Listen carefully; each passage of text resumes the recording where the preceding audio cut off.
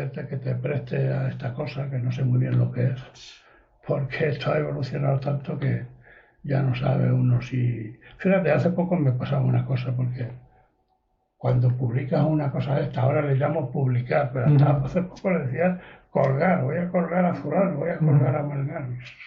Eso queda horrible, ¿no? Esto evoluciona de una forma que no te da tiempo a subirlo. Nada, agradecerte que vengas y sobre todo agradecerte que hayas hecho la obra que has hecho, que me parece muy interesante. Ya te lo comenté, pero te lo comento ahora públicamente. Sí. Es algo que yo no tenía pensado desde el principio. Yo tiraba fotografías por eso, por afición principalmente.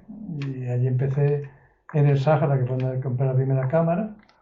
Y con esos carretes que me traje de allí, tú mismo me ampliaste algunas fotografías. Me acuerdo que te los llevé allí los primeros para ampliar, porque la revelado me lo hacían allí en un empleado de una gasolinera en el Sáhara, pues se dedicaba también a revelar fotos para los aficionados.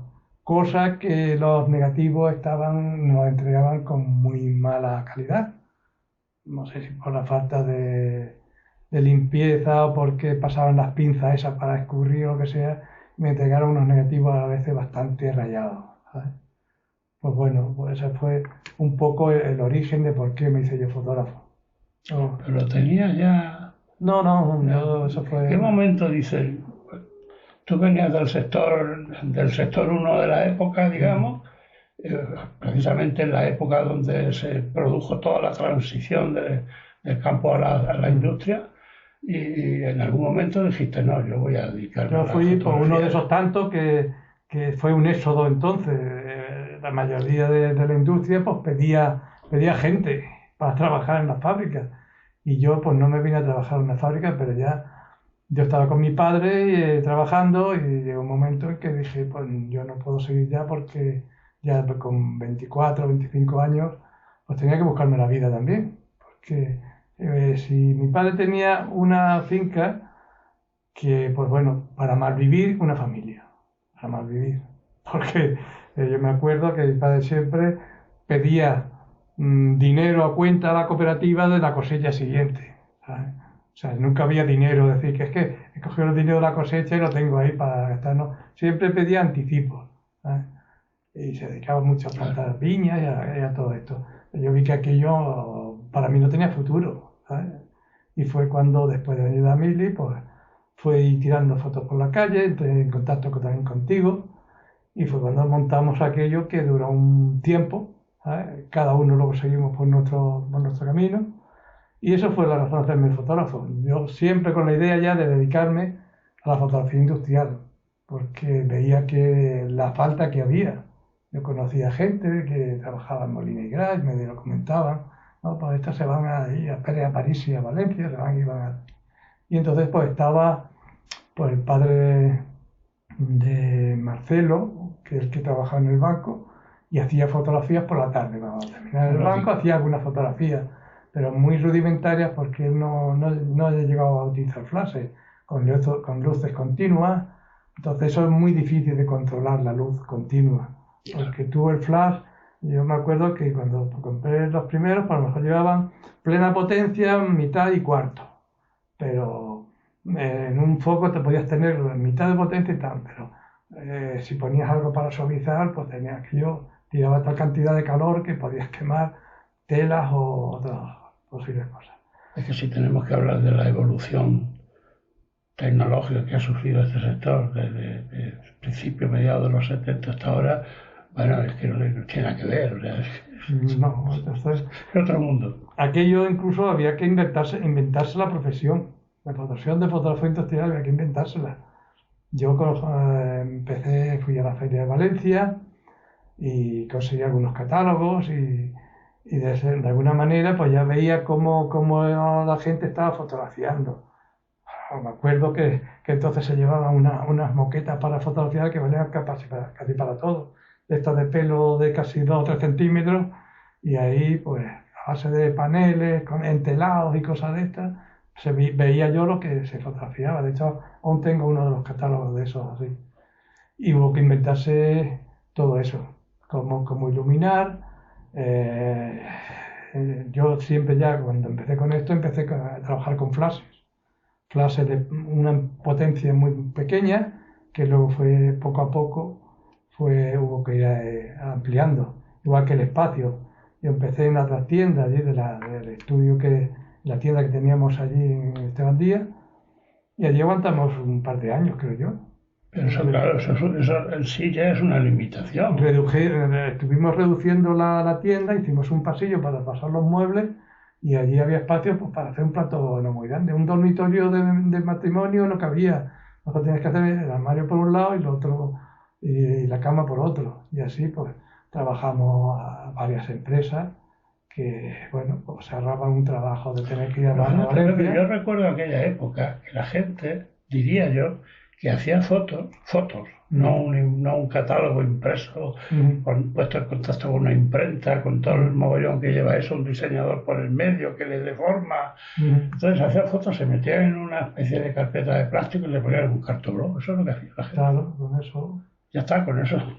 Sí. Era otro concepto. Sí, ahora alguien se pone una industria de lo que sea y lo primero que piensa es cómo difundir su producto. Antes de la fotografía, la gente lo que empleaba es la acuarela y la plumilla. ¿sabes? Yo me acuerdo de aquí un diseñador, Andrés, el Chucho, que se dedicaba a diseñar muebles y le presentaba los dibujicos y con esos dibujos iban ya vendiendo. Sacaban entonces copias o lo que fuera, iban vendiendo.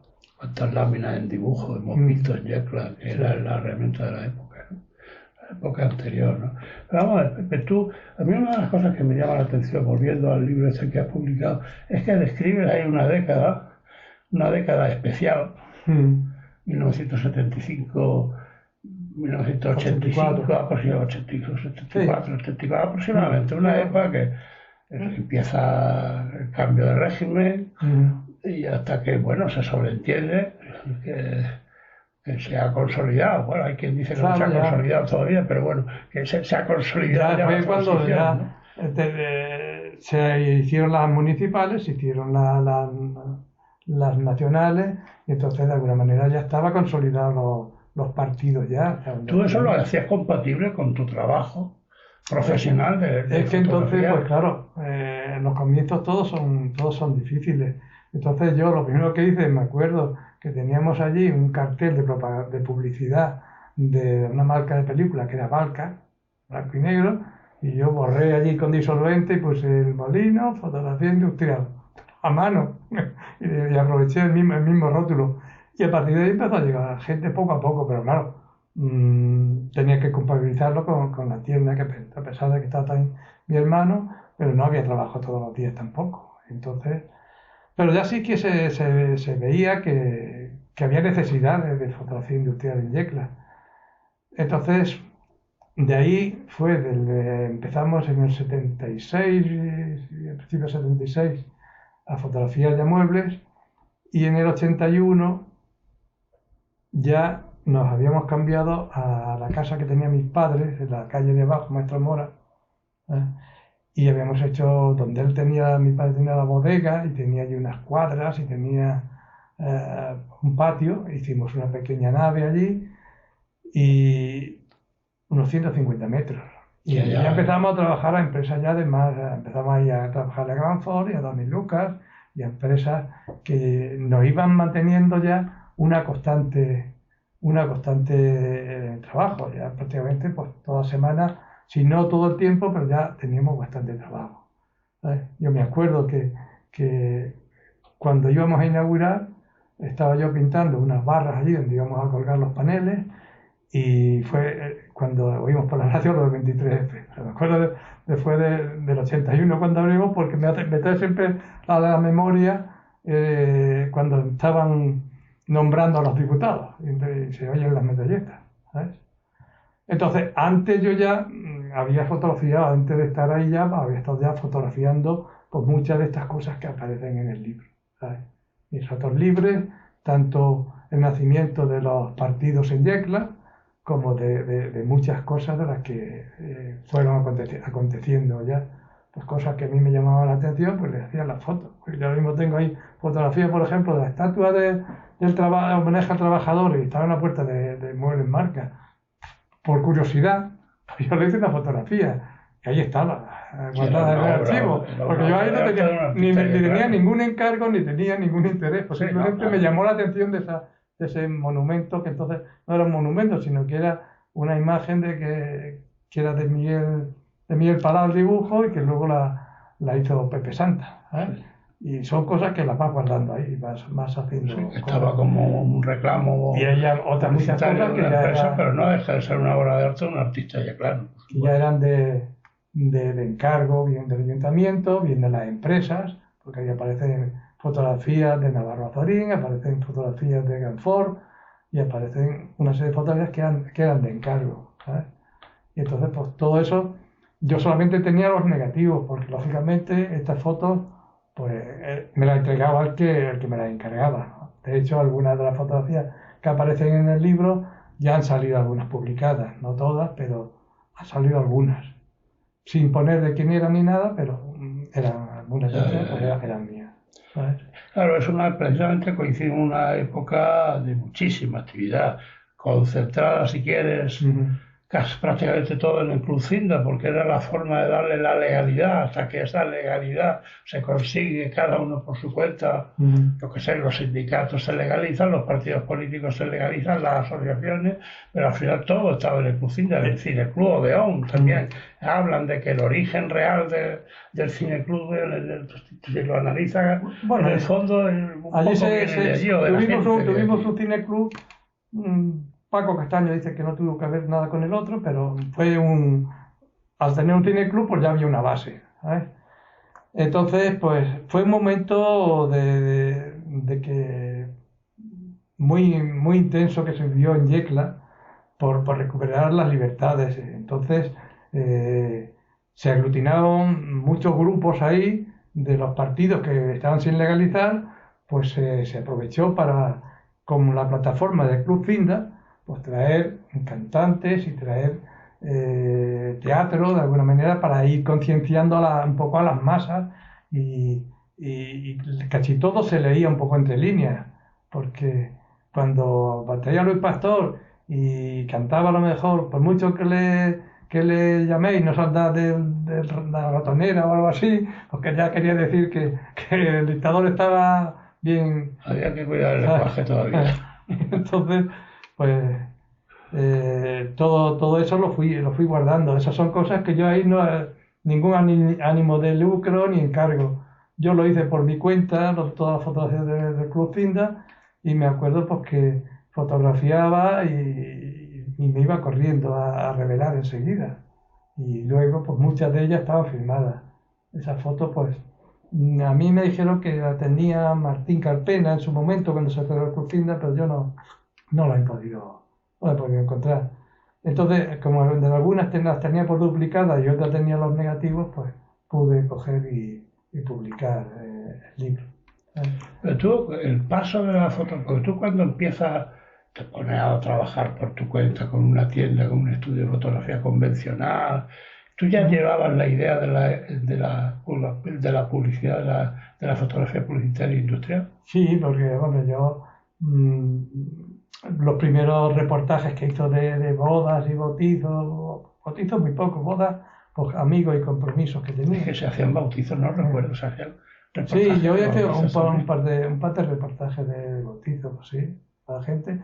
Ahora que eso nos extraña mucho porque se hace un bautizo, hay allí 10 con móviles, allí, ¿sabes? Pero entonces se llamaba un fotógrafo que tuvieran la seguridad de que iba a salir un poco bien la fotografía.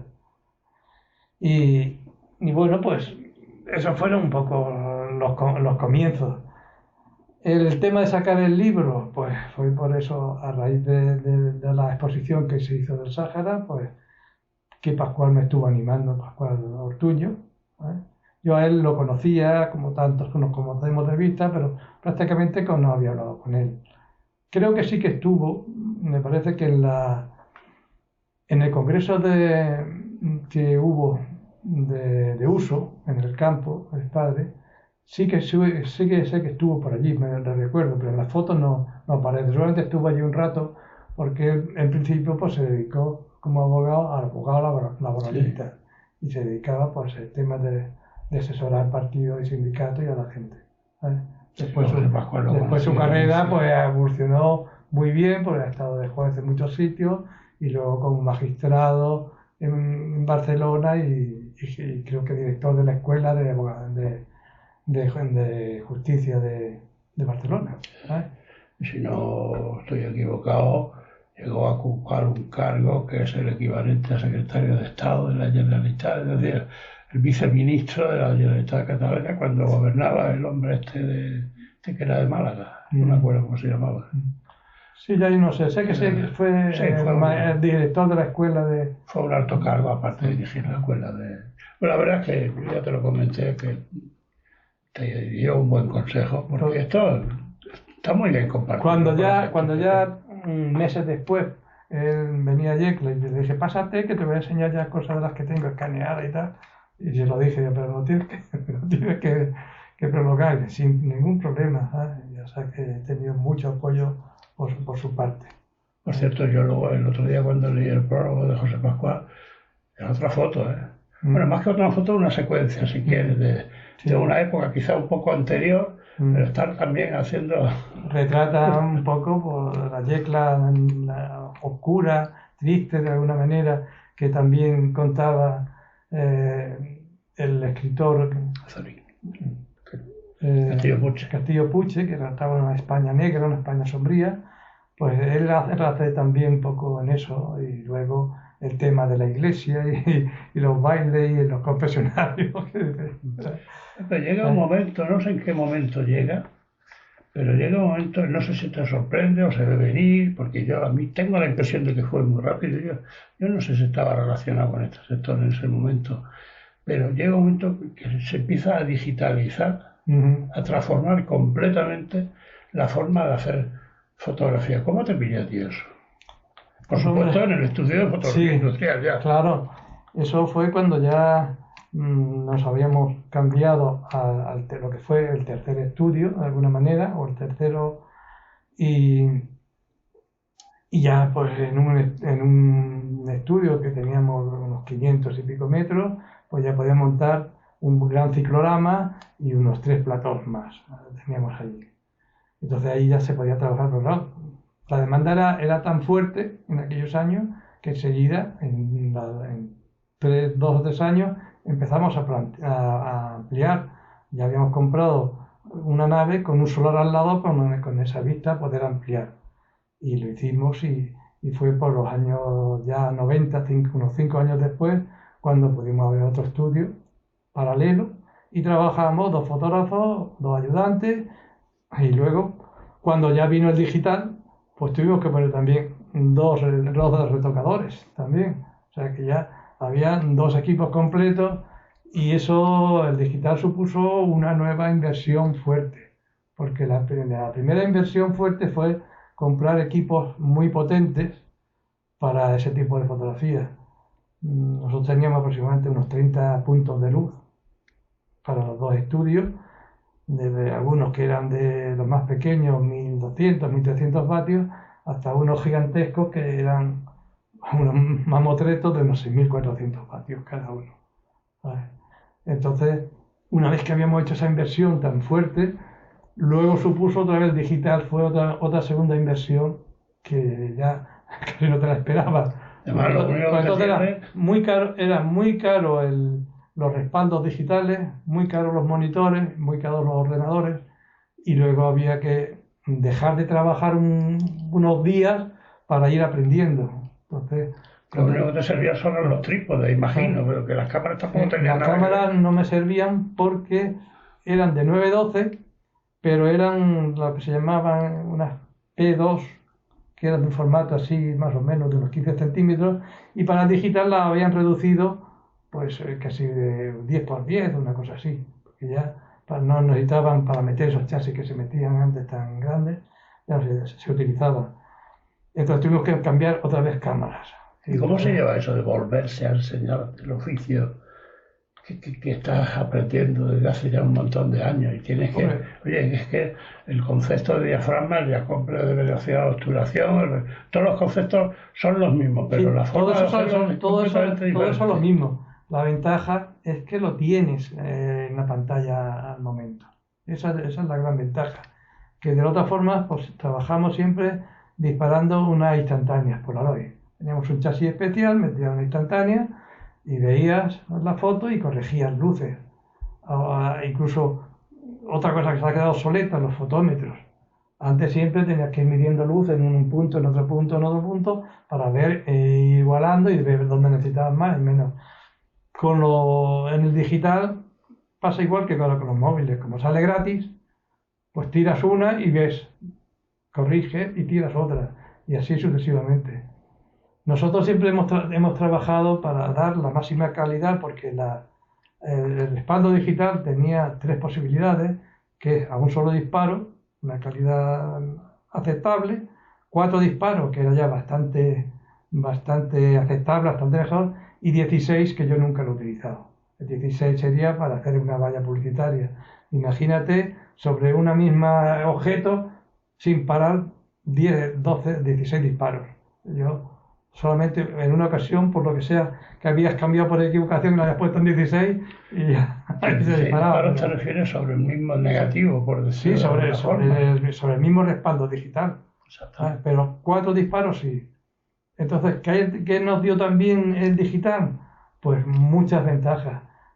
Compaginar luego muchas cosas era muy difícil en la misma foto.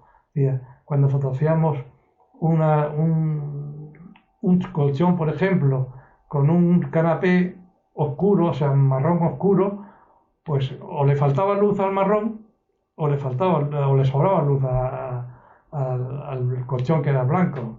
Entonces, ¿qué se hacía? Pues regular la luz primero para el colchón y luego regulaba las luces para lo que era el canapé, que era más oscuro, había que darle más luz, abrir más diafragma. Entonces todo eso ya era el que se encargaba estaba allí retocando, de hacer todo el montaje de ensamblar. Luego editar el trabajo no vale con el clic y ya está. No. Claro, se me está ocurriendo cuando hablas de multitud de disparos, que si hay una oscilación de intensidad de luz, por ejemplo, de un 0,3%, pues si lo multiplicas por 4 disparos, ya no son 0,3. Pero eso era complicado cuando trabajábamos con placas y obturadores mecánicos. Tenías que apretar. Llevaba el obturador un cable rígido y apretar fuerte, clac, luego clac, clac.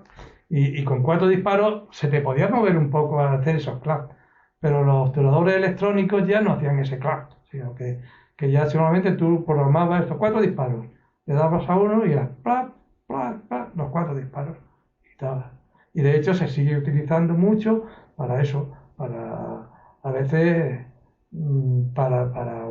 como en este caso estamos hablando de un colchón, que son cosas muy complicadas de hacer, pues haces una para la tapa, otro para el costado, y a veces son telas que son tipo terciopelos, y tienes que coger, y la tela que hay aquí, se la pasas aquí, porque la que va al terciopelo va a contrapelo, por mucha luz que le pega, da casi negro, ¿sabes?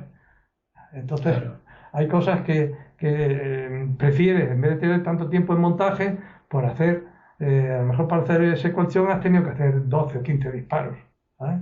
Y luego todo se monta, ¿sabes? Menos mal que los carretes eran gratis. Sí. Entonces, pues eso, la dificultad primero que me decías del principio, pues es que al contratar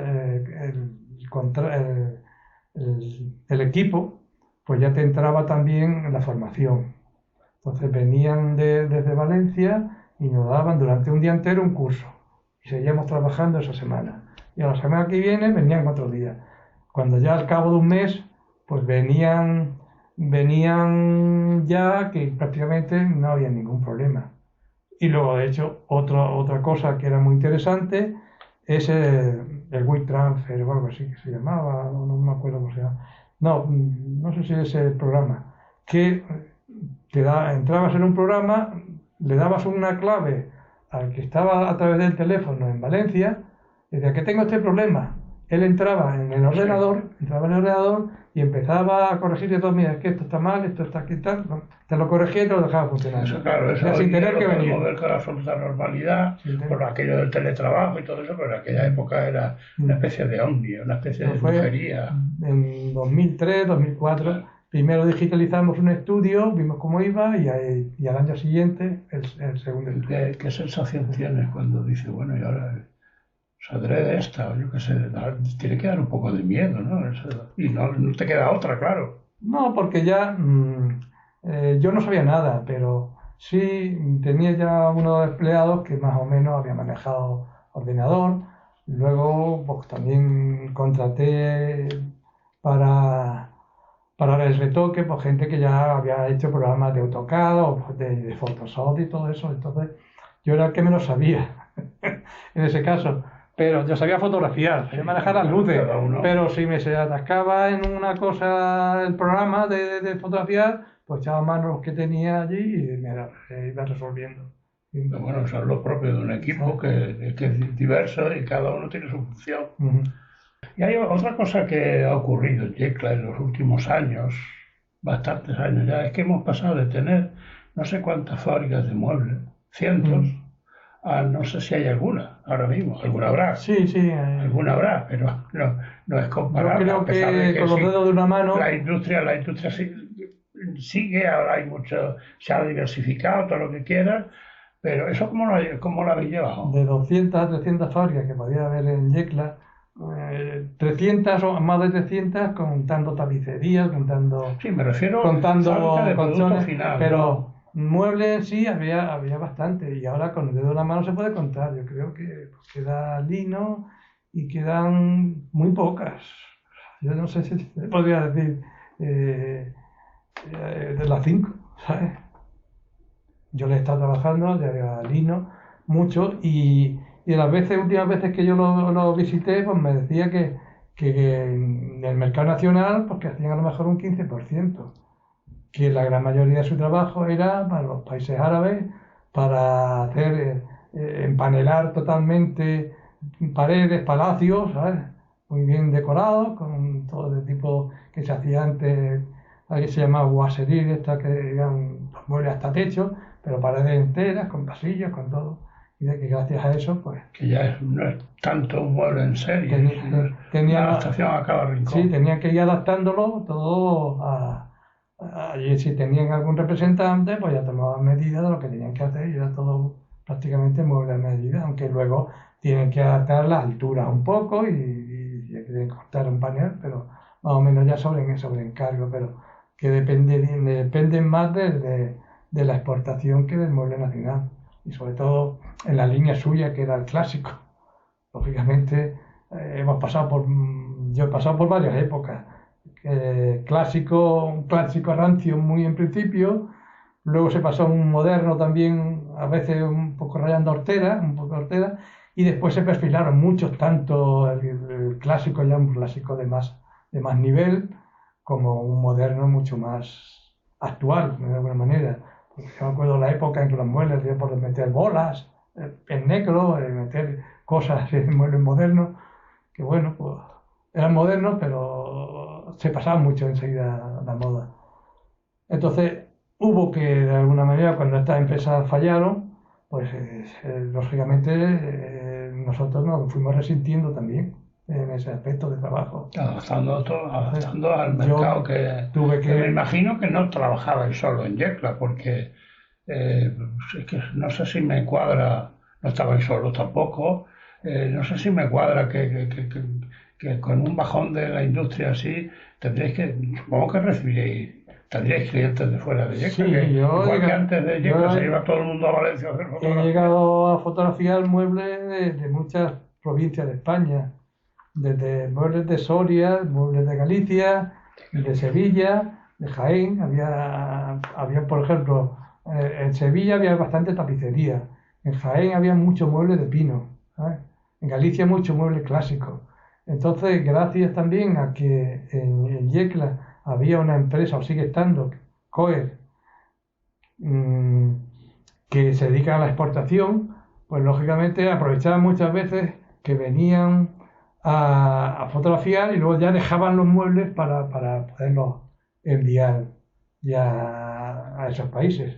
Incluso de Portugal también, en alguna ocasión, 2 o 3 ocasiones me llegué a fotografiar y era por la misma relación. No es que vinieran a cosa hecha de Portugal aquí a fotografiar, pero aprovechaban que aquí había más medios que allí, para cuando iban a dejar el mueble para su venta al exterior, pues llevárselo ya fotografiado. ¿Y cómo se enteran todos esos sitios en Galicia? Ya no digo en Portugal, en Galicia, en Córdoba, de que aquí en Yecla hay un estudio de fotografía que os puede solucionar el problema. Hombre, había entonces, nosotros, aunque nos llevaba un trabajo, en principio la fotografía lo que se sacaba eran muchas copias, aparte, muchas copias en papel. Aparte de que también se hacían diapositivas para la imprenta, para imprimir, pero las copias en papel, pues una por una las íbamos sellando por detrás. Sí, Claro, entonces esas copias iban a toda España, a todas las tiendas. Y además con la referencia esa del Claro, trabajo hecho, entonces cuando un representante de ciertos sitios veía que había buenas fotos, pues se lo recomendaba, porque el representante lleva a lo mejor 10 empresas claro, de distintas cosas. Y decía, pues mira, vete allí a fotografiar, que allí, ¿sabes?, te lo van a hacer bien. Claro, te lo digo porque, hombre, coger un camión, meterle a 2 o 3 personas, no menos, decirle tira para 500 Claro. kilómetros, 600 kilómetros, tírate ahí una semana o vaya usted Sí, a saber, sí. eso tampoco es no, un caramelo, Sí. o sea, tienen que... Yo he tenido clientes durante años que se tiraban un mes fotografiando aquí. Venían 4 personas y trabajamos en los 2 estudios. En uno se hacían los ambientes, en otro se hacían, eran cunas y cosas para beber, y en otro se hacían todo tipo de cunas y accesorios y la ropa para el bebé y todo.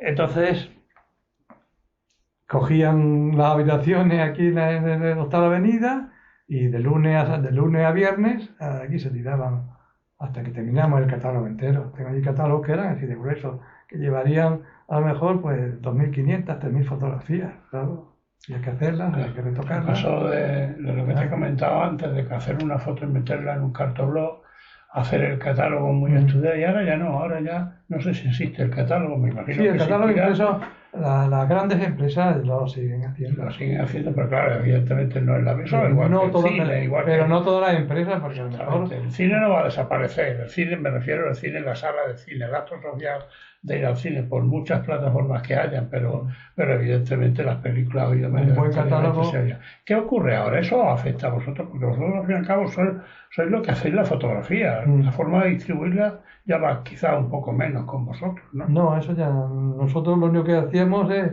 entregársela y ya está. O sea que Y ahora funciona todo eso a base de los representantes y todo, son los que se encargan se encargaban de eso. Que ahora los representantes cada vez viajan menos, ahora viajan más lo que son los camiones expositores para enseñar el género, ¿sabes? Pero entonces, pues el representante era el que de alguna manera llevaba la novedad, ¿sabes?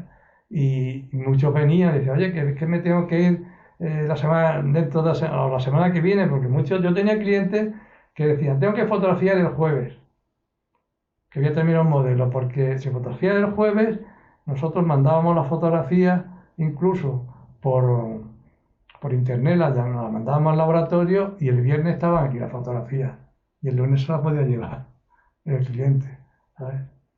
Claro, pues estamos hablando de tiempo. Pero claro, había que hacer, eso era un sobreesfuerzo, es decir, si te hago 2 sofás o 3 sofás y lo quieres llevar el lunes, pues hay que fotografiar el jueves como mucho, terminar para que el viernes pueda estar en el laboratorio, ¿sabes?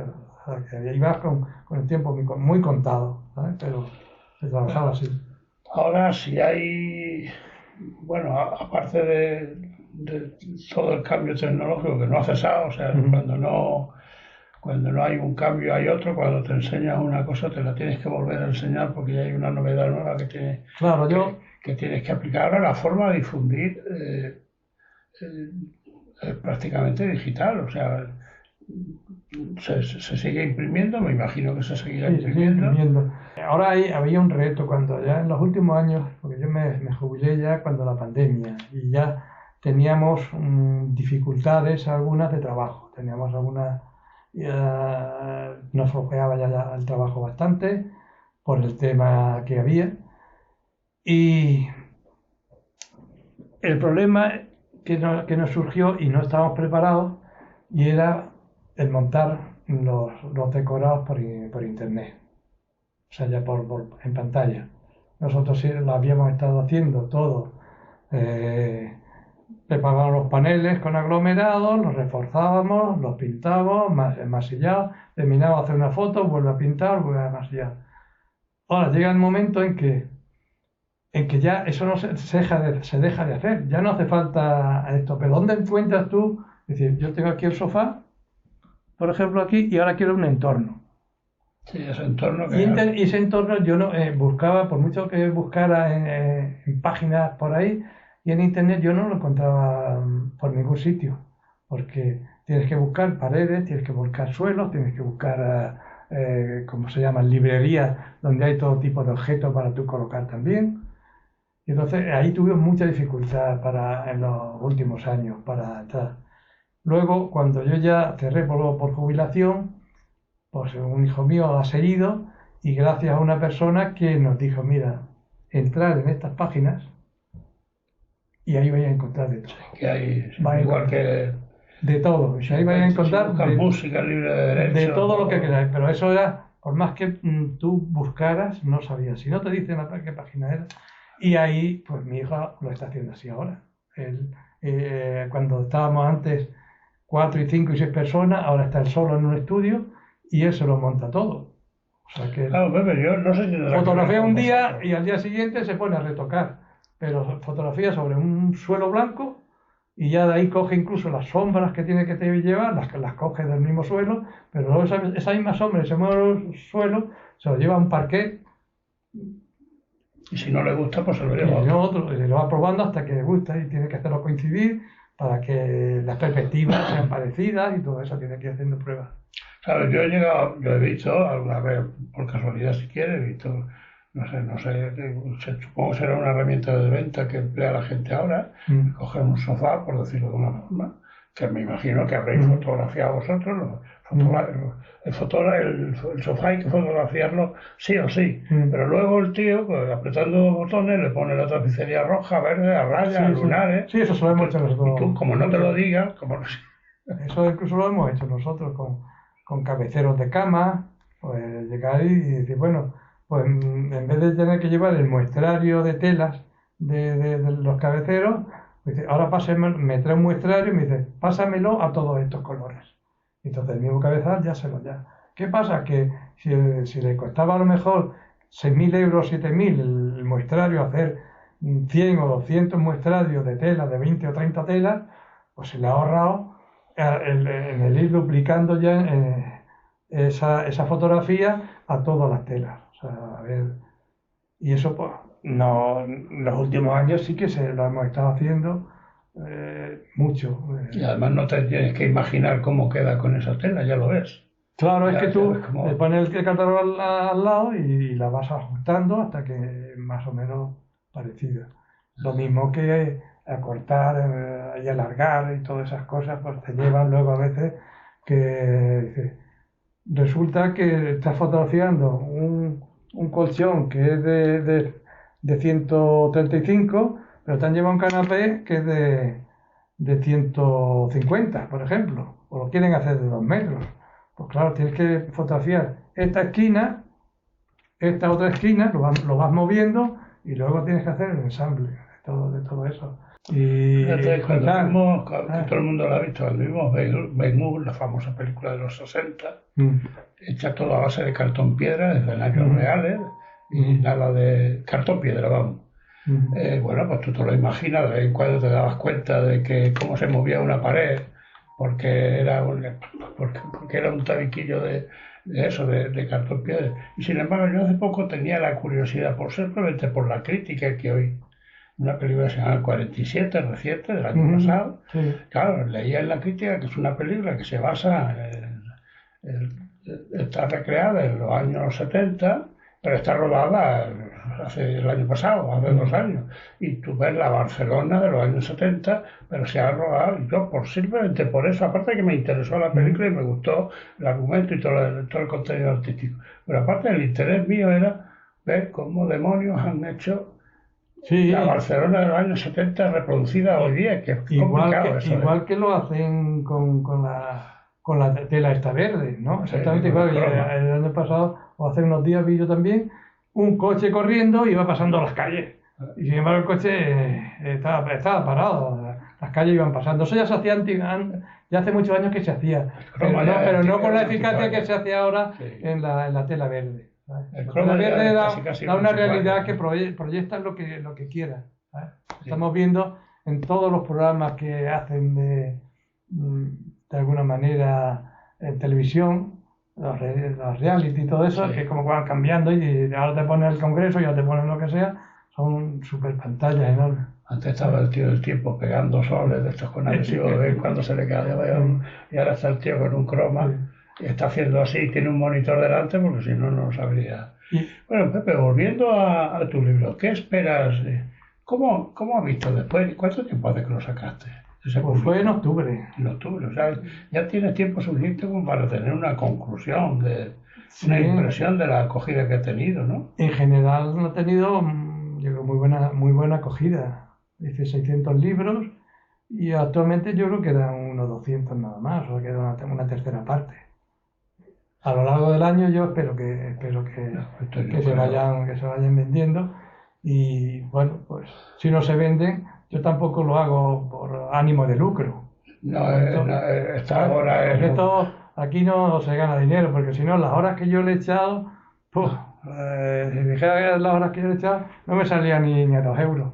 ¿Sabes por qué? Porque yo me tiré desde que decidí, que fue en el 74, empecé a trabajarlo en junio, julio, pues hasta prácticamente en octubre que lo presenté, bueno, terminé ya de imprimirlo antes de agosto del año pasado, o sea, pero un año sí se me fue, ¿sabes?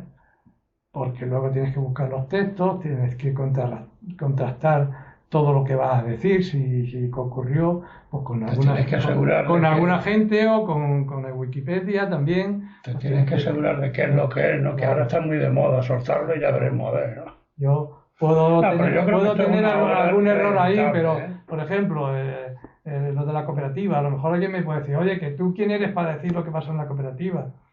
Pues hombre, yo me aseguré, por ejemplo, pues con dos de los que entraron en la candidatura cuando hicieron las elecciones para presidente, que fue Marcelo y Joaquín Puche, y cada uno me dio su versión, pero los dos coincidieron más o Eso es de menos dominio en público. las mismas cosas, ¿sabes? Eso es Era de de dominio público. y evidentemente habrá tantas opiniones como personas. Fue cuestión de que eso, hicieron unas inversiones mal hechas y por lo que decían, pues, la uva la pagaban por encima de los resultados y muchas más cosas así. Sí, errores que se cometen, que todo el mundo cometemos y nadie está libre, eso está claro. Pero vamos, yo pienso, te lo digo la verdad, que creo que esta obra es una obra reeditable, no en este momento, pues seguramente dentro de X tiempo, ha pasado también con otras, que al cabo de unos años, chavales que ahora tienen 15 años y no saben de qué va, a lo mejor sienten el interés por lo que fue su tierra, yo qué sé, eso nos ha pasado a todos, de cierto modo, de una forma o de otra. El libro, yo estoy viendo que cuesta un poco de llegar a la gente de mi edad y un poco más joven, que muchas veces o no ven Teleyecla que se ha publicado, o no ven el periódico de 7 días, y no entran en las librerías a veces, que es donde está, en todas las librerías. Cuesta llegar. A mí me han comprado muchos libros simplemente por el comentario, amigos que he tenido, o amigos de la infancia, digo, oye, ¿has visto el libro? ¿Qué libro? ¿Qué me dices? ¿Qué libro has sacado? Yo, pues, uno de sus fotografías de los años de la transición. Oye, ¿pero dónde lo ven? ¿Sabes? Sí, no, Y salen interesados en ese tema, ¿sabes? ya no solamente la gente que estamos, digamos, en el candelero en esa época, que éramos gente, en la época que resumes tú, éramos gente joven, justo al tramo que ya pasa a gente ya un poco más adulta, que empieza a tener familia, a tener otras preocupaciones y cosas de estas. No solamente a la gente de ese momento, ¿no? Claro, Yo creo que eso se extiende a yo tuve que dediqué esos 10 años, pero luego cuando ya me metí de lleno en la industrial, yo tuve que abandonar todo esto, primero porque tenía trabajo y luego ya porque tenía una familia también. Porque esto Sí, era muchas claro. cosas altruistas que yo no las... Porque, claro, eso Las prioridades cada uno las elige en su momento. Y el libro, yo que quería comentar también, yo lo que he visto a través de mi óptica. Pues lo que yo no quiero eso, que la gente piense que solo ocurrió esto, ¿no? Es lo que yo fotografié. Sí, no, claro. Es lo que yo fotografié. La época del Plus-Finda, que le ha asignado la época de la cultura, la de la política, que fueron todo el nacimiento de los partidos políticos, o el salir de aflorar de estar fuera de servicio, como si dijéramos, como el Partido Comunista, que no estaba legalizado, y luego el PSOE, pues existían de alguna manera, pero de forma muy clandestina. Entonces todo eso lo viví yo porque me pilló con 25 años y con muchas ganas de hacer cosas, ¿sabes? Claro, esta es una época de... Hay una foto que me llamó especialmente la atención, que es una foto igual, pero completamente distinta, que en una pone caídos por Dios y por España presentes, y en otra algo así como caídos a causa de nuestra guerra civil. Sí. Todos los caídos, sí, que es lo lógico. Eso es lo que el primer ayuntamiento democrático pues quiso, de alguna manera, que como los caídos del bando nacional habían estado puestos en las paredes de la iglesia con nombres y apellidos, pues qué menos que el homenaje a los caídos, aunque sin poner ningún nombre, que sean todos. Claro, eso es lo mínimo. Porque no todos fueron ni más de izquierda ni más de derecha. Muchos de ellos fueron del bando que les tocó. Claro. Porque mi padre no era de izquierda, mi padre era un agricultor, como tantos, pues más o menos católico, más o menos, y que no era de izquierda. Y sin embargo mi padre hizo la guerra, que estuvo, no sé si fueron 2 años en la guerra, y hizo otros 2 años de mili, me tocó hacer 4. Ahí había un silencio siempre que mi padre... Y yo creo que la mayoría de las casas no han querido hablar de la guerra ni de lo que le pasó. Mi padre lo único que contaba es que él estuvo de cocinero y que hacía unos arroces y que era muy bueno y tal, pero por ejemplo, el que murió un hermano suyo en la guerra, yo no sé ni dónde murió, ni dónde está enterrado, ni nada. Había como un pacto de silencio que no querían hablar. Además te decía claramente que no te metas en lío. Claro, porque, vamos, para protegernos, yo lo entiendo. De todas formas, yo reivindico, aunque sea una tontería, pero reivindico que cuando 2 jefazos se quieran pelear, que se vayan a una cochera, y en vez de reclutar a gente lo más sencilla que pueda, y se den de hostias, en la cochera, esos 2 jefazos, a los demás que los dejen en paz, no sé si me explico. Eso sería lo lógico. Recuperar ¿cómo se llamaba eso? El duelo. ¿Usted no le gusta cómo funciona que pues váyanse usted y entiéndanse? A mí me dejan tranquilo. Pepe, gracias por este ratico y bueno, ¿dónde vamos a parar? Eso no lo sabemos. Yo no sé si... Siempre me dicen que siempre pasa igual. Pues llega un momento en que el futuro lo ves incierto, pero también me dicen, yo creo que tienen razón, que eso pasa en todas las generaciones, que llega un momento en que ¿qué tipo de mundo le vamos a dejar a nuestros hijos? Eso siempre ha pasado. Y creo que tienen razón. Pues yo titulé el libro a mis hijos. Digo, no sé si le ha tocado una época, no sé si mejor o peor. Yo creo que siempre vamos. Es una época más cómoda, una época de más bienes. De inseguridad, quizás a lo mejor más inseguridad en cuanto al trabajo para muchos de ellos, ¿sabes? Pero yo creo que siempre es mejor. Es decir, el tiempo pasado nunca, no fueron mejores tiempos. Lo que pasa es que es el que nos tocó vivir. Y yo tuve una infancia dentro de eso, pues más o menos feliz. Y yo no sabía ni prácticamente ni que estábamos en una dictadura hasta que yo mi padre me metió en la acción católica y ahí pues me fueron educando en valores. Pero también nos fueron metiendo otras cosas. Donde te podían meter, claro. Sí que no te podían meter. Y Paco Guillén también, pues estuvo en la OGE también. Claro. Cada uno era. Y el poeta Miguel Hernández fue primero también muy católico y muy conservador. Y luego fue un gran defensor de los trabajadores. Sí, cada uno vive el momento. Y por eso es lo que decía que el libro... a lo mejor alguna gente no se ha presentado porque A mí me han llegado oídos y dicen, es que la foto esa a lo mejor no la vende porque aparece Guillén. Coño, porque estamos hablando, yo no estoy hablando de la historia. Estos son fotos de la historia. Yo no soy historiador. Te lo digo con nitidez absoluta. El que no quiera el libro porque aparece esta persona, o Guillén o quien sea, no se lo merece. Te lo digo claramente, no se lo merece. Yo tuve la ocasión de fotografiar todo esto y cuando vino el ministro, pues lo fotografié igual, porque fue un encargo del arquitecto. Vino el ministro de Sanidad y le hizo las fotos. Luego vino Enrique Tino Galván y Felipe González. Y en algunas me avisaba a lo mejor el partido, en otras me avisaba el ayuntamiento.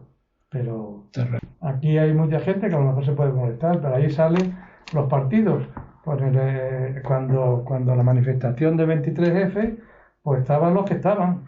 El Grupo Independiente, Alianza Popular, el PSOE y el Partido Comunista. Principalmente. Luego ya eran minoritarios los que había, que si la ERT, que si... No sabía. Eso no sabía. Pero los cuatro principales que hubieron aquí en Yecla fueron esos. Grupo Independiente, CDS y Partido Comunista y Partido Socialista. Pepe, gracias por este ratito. Gracias a ti. Y luego, cuando me acuerde, te mando un WhatsApp para decirte quién eres.